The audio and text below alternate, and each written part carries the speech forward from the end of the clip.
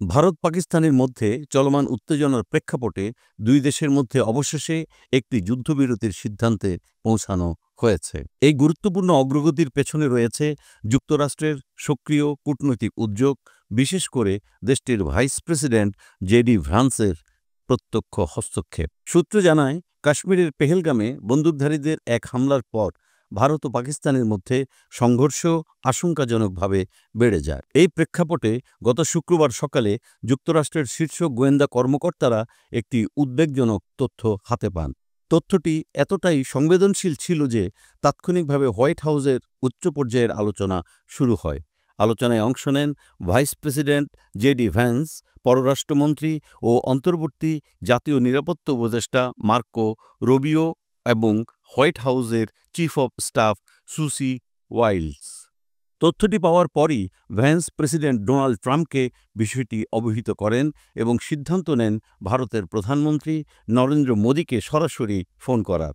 ওই দিন দুপুরেই মোদীকে ফোন করে হোয়াইট হাউসের উদ্বেগের কথা জানান তিনি।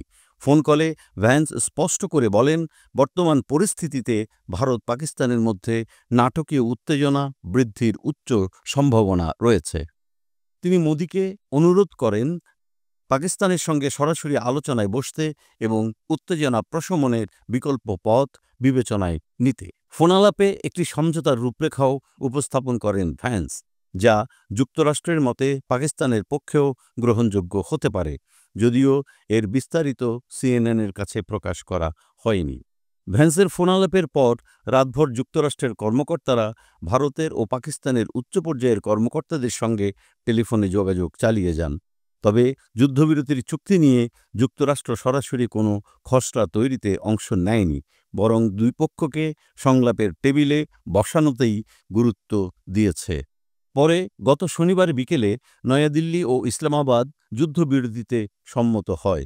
এর আগে ভারত ৬ই মে রাতে অপারেশন সিঁদুর চালায় পাকিস্তান নিয়ন্ত্রিত আজাদ কাশ্মীরে।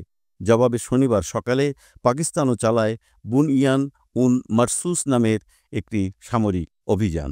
ভারত পাকিস্তান যুদ্ধবিরতির খবর প্রথম জানান প্রেসিডেন্ট ডোনাল্ড ট্রাম্প।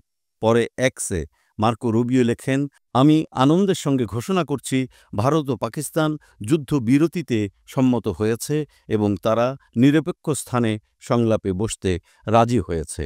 উল্লেখ্য, কাশ্মীরে ২২ এপ্রিলের হামলায় ২৬ জন নিহত হওয়ার পর থেকেই ভারত পাকিস্তানের মধ্যে উত্তেজনা বাড়ছিল। ভারত এ হামলার জন্য পাকিস্তানকে দায়ী করলেও ইসলামাবাদ শুরু থেকেই তা অস্বীকার করে আসছে। যুদ্ধবিরতির এই সমঝোতা এ অঞ্চলে নতুন করে শান্তির সম্ভাবনা উজ্জ্বল করল বলে মনে করছেন বিশ্লেষকরা।